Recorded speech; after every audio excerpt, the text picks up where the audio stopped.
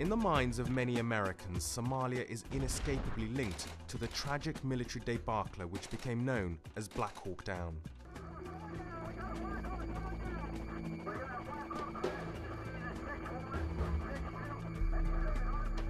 It was America's disastrous intervention here that has scarred its attitude towards the rest of the continent. Now, in an Al Jazeera special, I've travelled to Africa to take an in-depth look at America's new Frontline, a development which could yet come to define the next stage of America's relationship with Africa. It's a brand new military command for the continent called AFRICOM.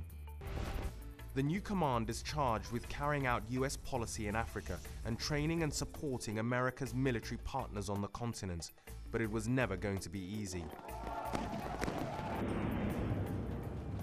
America has a lot to live down in Africa. Leaders across the continent remember only too well how the CIA wreaked havoc, helping to undermine popular governments and prop up warlords and dictators.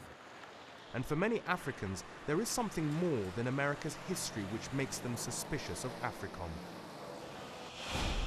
It is, at its heart, a different kind of command. There are a lot of fears that there's too much of an emphasis on the militarization of the relationship between the United States and African countries. This is only one small portion of the totality of our relationship. You have an enormous constituency for war.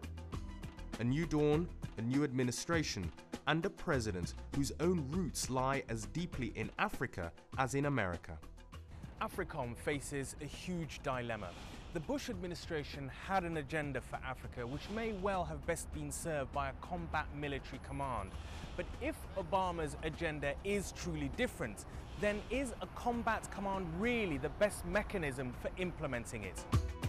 So will AFRICOM be different under Obama? Can America overcome its past mistakes in this continent? Coming soon on Al Jazeera, America's new Frontline.